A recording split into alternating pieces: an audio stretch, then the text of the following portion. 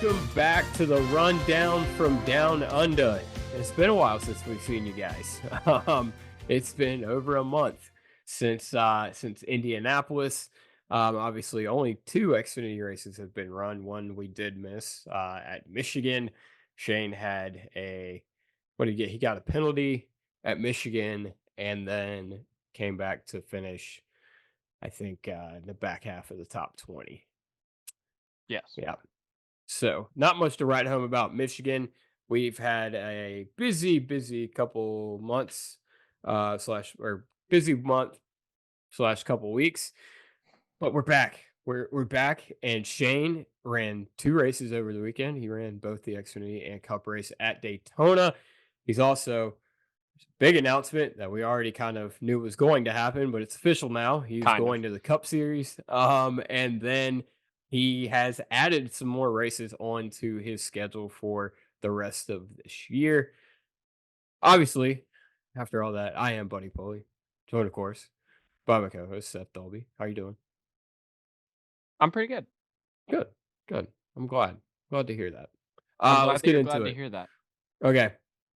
Full disclosure, we're honest with you guys. We try to be as honest as possible on the show. We gaslight y'all a little bit. No, we don't gaslight. We Lie gas out up. our ass No, constantly. we don't. No, the phrase I was looking for was not gaslight. It was we gas up Shane to astronomical amount to the point to where it may be a little bit on the teetering on the end of bullshit. Yeah, probably me. Yeah. But anyway, we try to be honest, and full disclosure, neither one of us watched the Xfinity race. Not a lap. Both of us had prior obligations to take care of.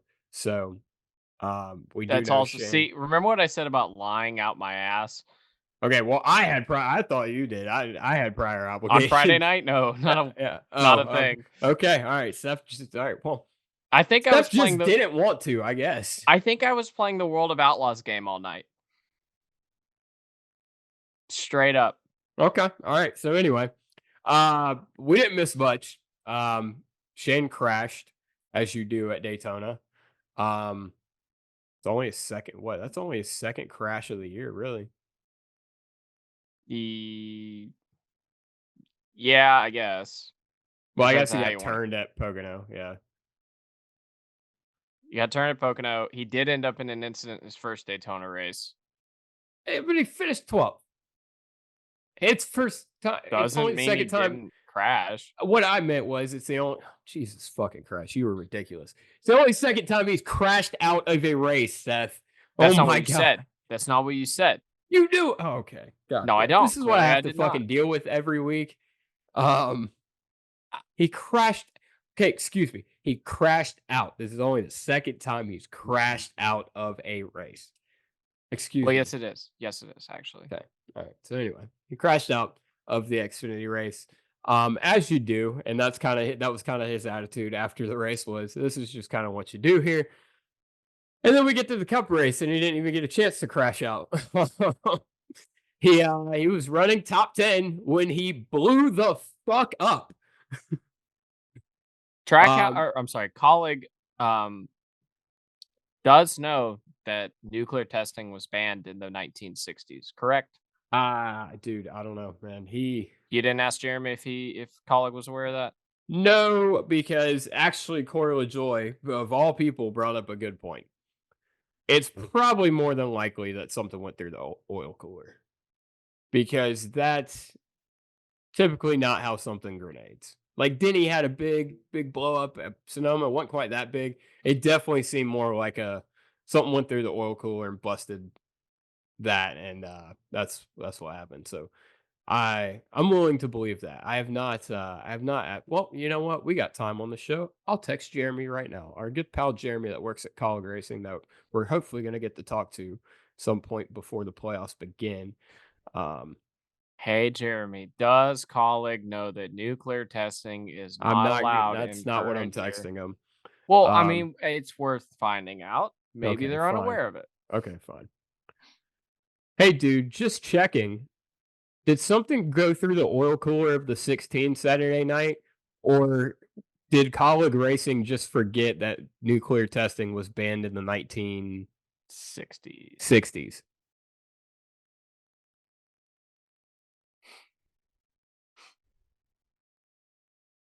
Let me clarify, nuclear weapons testing. Nuclear power is okay,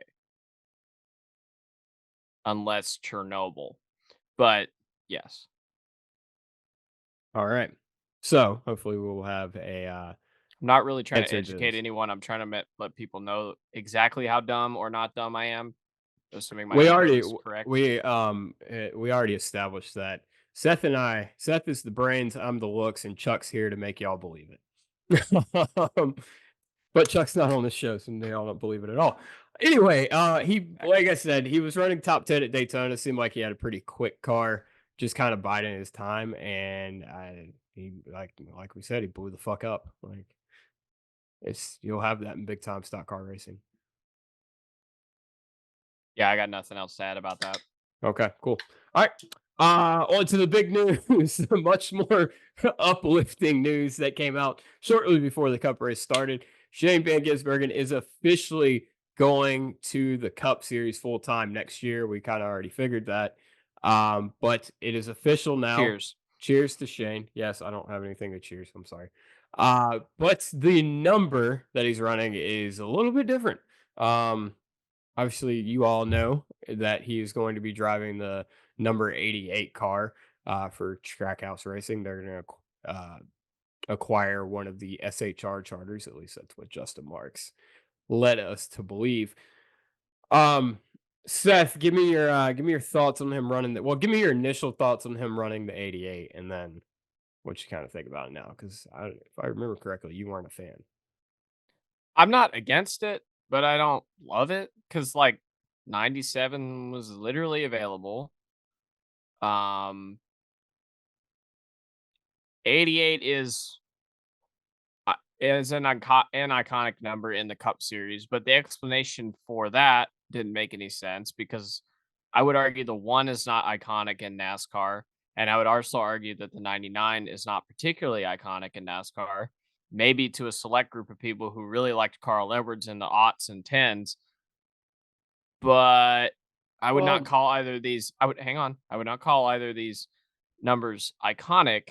So the argument that we need another iconic number and that's why you picked it, I don't know. I get not wanting to do the driver number because like it feels yeah. very temporary when you look back on it after a driver leaves. Because obviously every driver is not most drivers don't outrun the team typically. So I can understand his for the history of your team not wanting that little awkward moment where it's like, okay, we had a different number here because Guy, and then we got rid of that number when Guy left. But like, Kind of if like Hendrick Motorsports can do it, then like, who cares? I guess I don't know. um I tackle that first. I kind yeah, I absolutely I get it. I get not wanting it. It's it seemed like the number 88 was the number they wanted to go with, and Shane just happened to be the driver. I'm sure this has been in Justin Marks's mind for a while, ever since he started looking for a third charter. So, um, and as far as the one and the 99, they it might not be iconic, I guess, for driver's sake, even though I feel like the one, it's the number one, the branding you can get behind the number one is probably pretty good, right? It's Yeah, but like, who? What is the most iconic number one in the NASCAR Cup Series? I'm just saying in general, the number one is a just it I don't know, it holds a little bit more weight. It's a special number. I mean, Like it is I definitely get the that, but like, yeah, like in every other motorsport, number one has its own significance, and it just doesn't in Cup. it doesn't, but I mean this yeah, I we're mean, already I get what you're saying. I get what you're saying. It's like yeah. any single digit number, really, you can really brand it with. It's always been an unspoken honor in NASCAR to have a single digit number. Yeah. And the number one, like I said, it is a very clean, very marketable number, right? 99 in a sense is kind of the same way in the opposite way. It is the furthest number, it is the first number and the last number you can use in NASCAR if you want to get without getting too technical, right? So I get that. And then as far as the 88 goes, let's be honest, Dale Earnhardt Jr. drove the 88 car. It, someone's going to look at that number and think, "Oh, Dale Jr. drove it. I like it." It's a Oh, yeah, marketable all the number. champions who drove it. No, Dale Jr. drove it. Well, he's the most popular driver in the sport's history. So like, I mean, I get it, but also, like, I don't know, Darrell Waltrip, Dale Jarrett. Like, okay, but I mean, I understand. you don't really understand marketing. That's the problem. And I not don't saying well, no, no, I that came out wrong. That came out way wrong. how But do you market Shane Van Gisbergen to a Dale Jr. fan base? So, like, say if you're bringing up marketing, so how do you market Shane Van Gisbergen? they both have very strong accents. This is true, but They both to have a strong Dale Southern accents. to say a Dale Jr. fan base that has kind of not watched as much since he left. How do you is that the audience you try and target with a I'm chain just to the 88? no, it's everything. It's the 88. It's the fact that that number. I'm sorry. No matter what, you look at the 88, you think Dale Earnhardt Jr. I'm sorry. That's just what it is. Dale, as far as Dale Jr. is bigger than championships and statistics. I'm sorry. Like he was the face of the sport for the better part of 2 decades. He still brings it every time you Dale Jr. runs an Xfinity race. He runs a late model race. He's on like anything. Dale Jr. still brings the people, right? Yep. Always going to be an attachment to that 88. And there's always going to be a marketability to the 88 because it is associated with that, especially with the endorsement of Dale Earnhardt Jr. And it's another one of those numbers. Any number that's a single digit number or like a 22, an 11, a 33, they're just clean numbers. They are clean marketable numbers. So I get it. I get why they Yeah. went with 88. It does.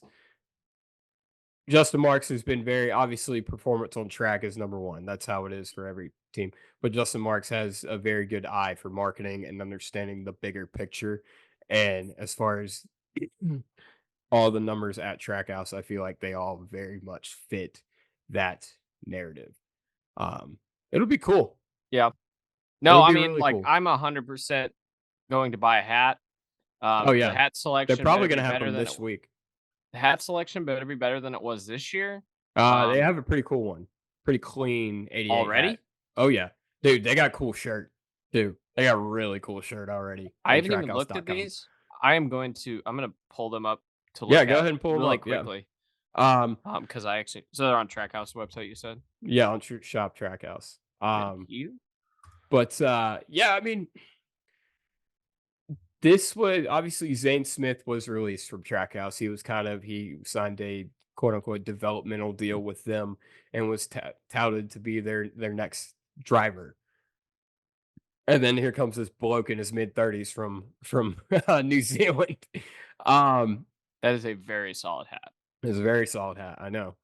I like the shirt a lot. I like the shirt too. If they Yeah. have that hat this weekend, I will probably buy one. That's Yeah. really nice. Yeah. Okay, All right. anyway. It's So now correct. that we've established that, Yes. Um, made my so day. yeah. Obviously Zane Smith was released from Trackhouse, opening up the door for Shane Van Gisbergen. But if you really look at it, and everybody said this, but we're gonna say it because we're the voice of of New Zealand and Australia. That's a bold claim that I just made. But you It's a know what? very bold claim that We is are not y'all. accurate. Yeah, we Remember are what I you said all's earlier about favorite. us lying out of our Yes. ass? Well, that's yes. We are y'all's favorite dumb Americans. Don't y'all ever forget it. Um, Zane Smith hasn't done much this year. Shane Van Gisbergen's going to get you in the playoffs. I don't even think that's I mean, that might be the reason short term, but you can totally make an argument for Shane actually being a competitive championship caliber cup driver Oh, in 100%. If you want to state the obvious. well, yeah, I know, but I mean, no one else seems to be giving that its due. I think in 3 No, seasons you're very right. I think in 3 seasons, that might even be pushing it a little too far out. I don't know, but I'm gonna say minimum 3 seasons because we've seen the next gen car tends, at least on ovals, is really different than basically the way any other cup car is driven. So it's gonna be like it's not just what Shane knows, it's what the crew chief knows and how to communicate that Shane and how to make Yeah. adjustments to it. I would say 3 seasons, he is probably actually championship contending. I mean, look, Juan Pablo Montoya is one of the greatest racing drivers that has ever lived. Let's be real.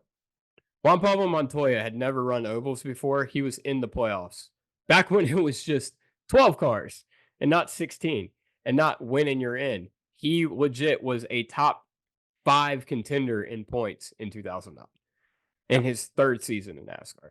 So it's not out of the realm of possibility. Shane says he feels more comfortable in the next gen car than he does in the Xfinity car. I would That should be imagine. scary. It's That an should be easier real car to scary drive, for so him. yeah, Yeah. I would imagine. Yeah. Well, and also he said it feels more like the supercar, I guess, how it drives and how it, whatever. Yeah, Um, but yeah, I mean, I don't think it's out of the realm of possibility at all. I mean, I think the first year is going to be tough. I think the second year is going to be better. And I think at the third year, like you said, I'd be hard pressed to believe he's not in the playoffs next year I'd be surprised, yeah. on a win. I think he wins at minimum Mexico. I think, dude, thank you for bringing that up. I don't see how he doesn't win Mexico. I mean, barring an incident like happened at Chicago this year, he does. He wins it Yeah, for sure, I yeah. think. Um, I think Mexico. I think Sonoma. I think if Collie or it's not even Collie. Gotta remember it's Trackhouse now.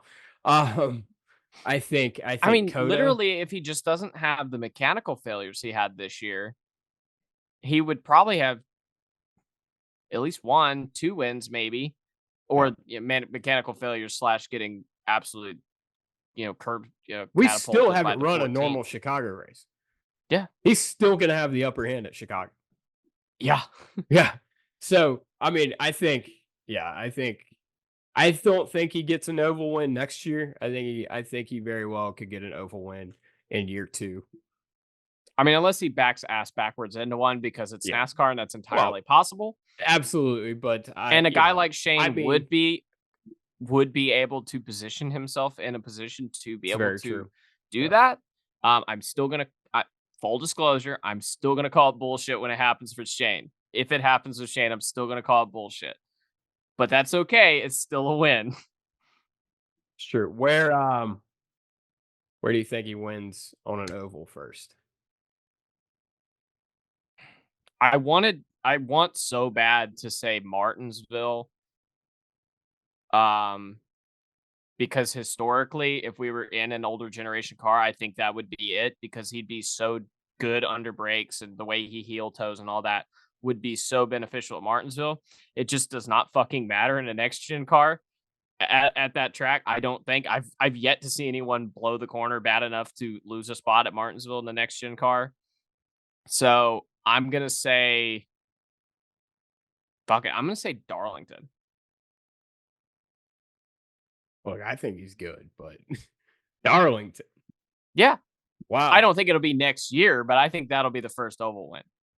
We're getting ready Two to see. Yeah. 2 or 3 years from now. So go ahead and mark it on your calendars and come back here. Um,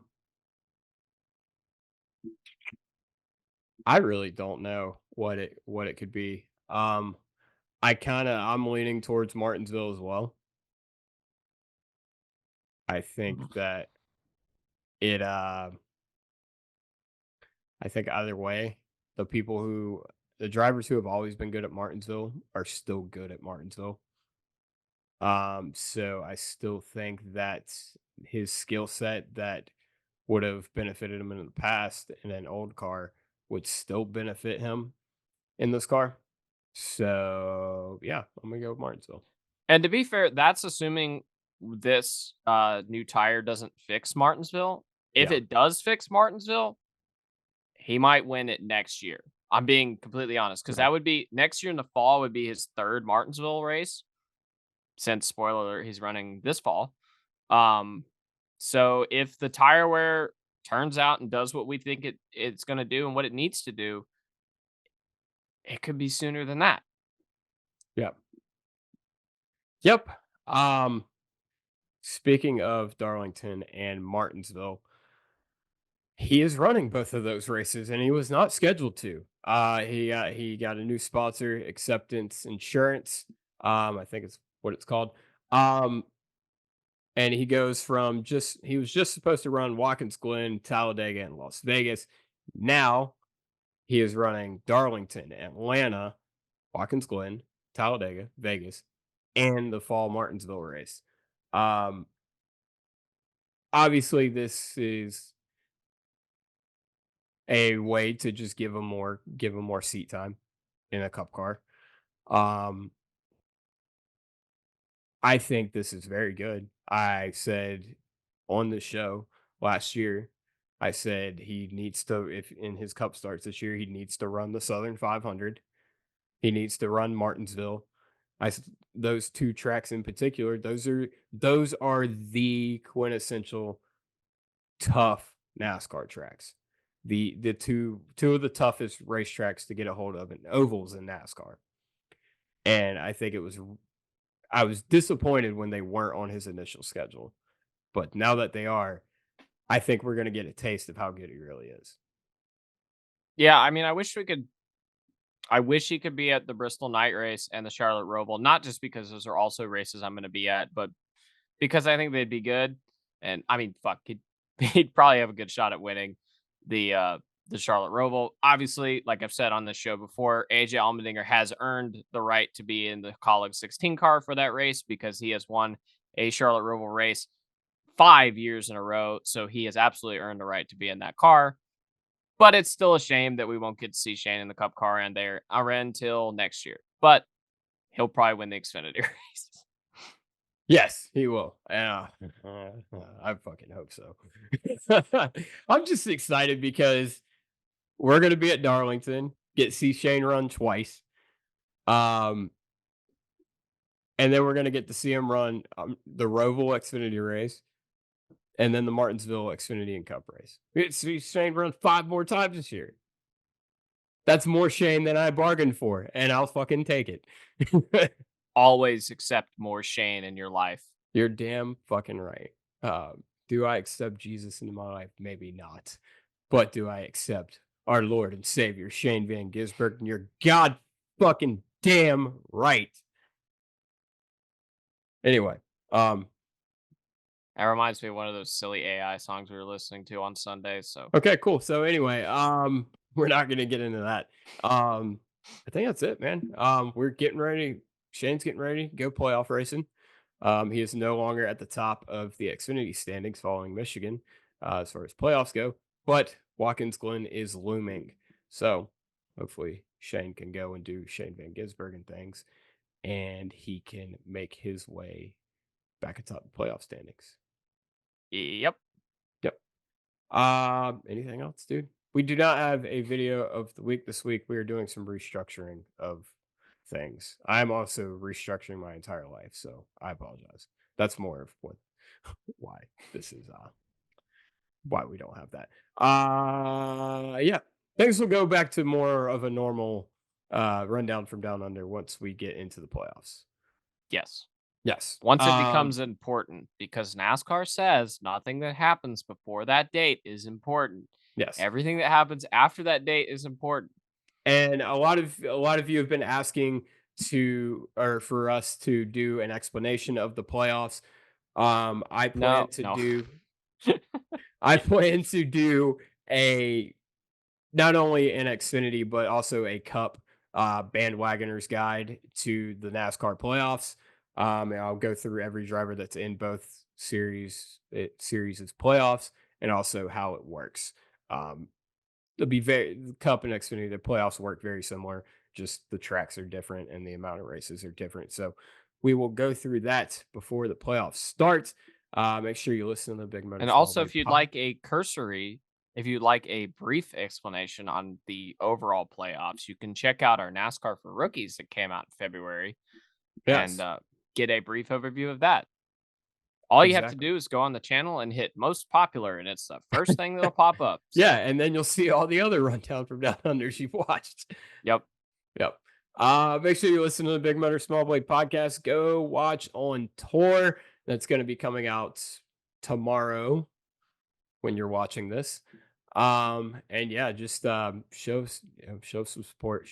Please subscribe. We're almost at 1,000. I think we're gonna hit it before the end of the year. So help hopefully, us out, please. especially if We Shane have wins a couple more. well, and also we have more Shane content coming. This is true. We have more. We got Chuck. Chuck's got boots on the ground at Darlington this weekend. This is true. We're gonna get squeeze some Shane content out of him. We're gonna send Chuck off. We're gonna divert Chuck from his real job to go get some SVG content. Don't you damn worry. And then also, like I said, we'll be at the Roval, we'll be at Martinsville. So we'll have some at track stuff there as well as just more content in general for SVG. So if you want to see that, please subscribe and make sure you watch all of our other shows as well as Push the Pass. If you guys like IndyCar, we do have IndyCar on this channel and we are going to be expanding. And I'm done sucking our dick and it's probably time to go, Seth. Yeah. Bye, Gary.